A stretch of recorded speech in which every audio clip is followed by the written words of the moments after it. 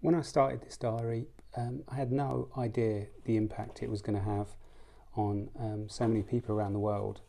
It was originally started as a personal journal for me to understand, I suppose, from my perspective, what was happening in the world. We'd just come back from a holiday in Malaysia in December, New Year's Eve, and we were settling back into life in London, and I was meeting clients and I changed studios and so on. And then around February time, this, more news was coming in of the virus that was spreading across Asia. And I think it was when it got into Italy that it suddenly became close to home and more relevant, I guess, to us. And the news coverage was changing on a daily basis and saying how many people were dying and how many people were being infected and so on and so forth, and the lockdown that was happening in Italy. So for me, I've always used illustration as, I guess, a therapeutic tool, a way to sort of calm down and understand things a little bit more.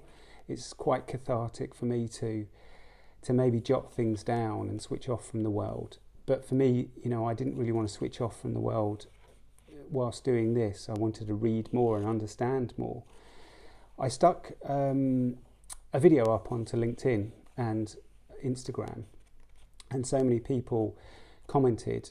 I think I had like 250,000 views on LinkedIn and 12,000 likes of just the first few pages of the diary, and so many people saying you have to publish this because it's so relevant at the moment, and it could be, an historical piece of documentation, just because of the amount of news stories that I was including in it. So I kind of went for it, and I thought, well, I'll do more research and I'll do more reading and I'll understand more. And there is a lot of really sad stuff in the book, but there's also a lot of hope as well, and a lot of community-spirited actions that we haven't seen maybe for a long time. And I think in moments of uncertainty, communities do come together and they pull together and they work together. So there's a lot of that included in the book. I do mention a lot about governments and how they handled it and the situations, because I think it was completely relevant at the time.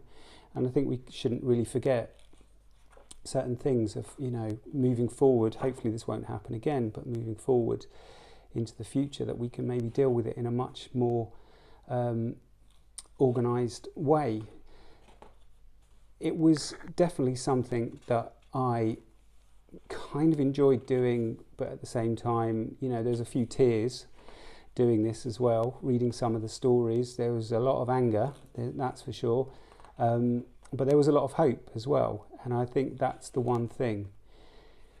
This book, published book, is a limited edition artist piece, and the feedback has been just immense, beyond my imaginations. I've sent these all over the world.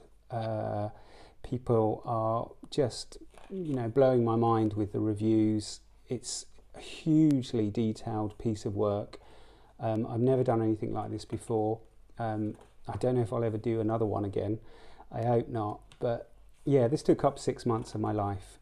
And I have to say, even though it was a really sad story, it was probably one of my most proudest pieces of work that I've ever done.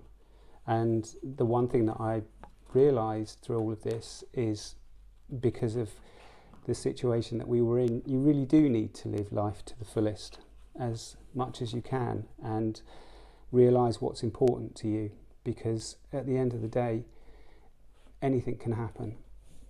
And as we've seen, it already has.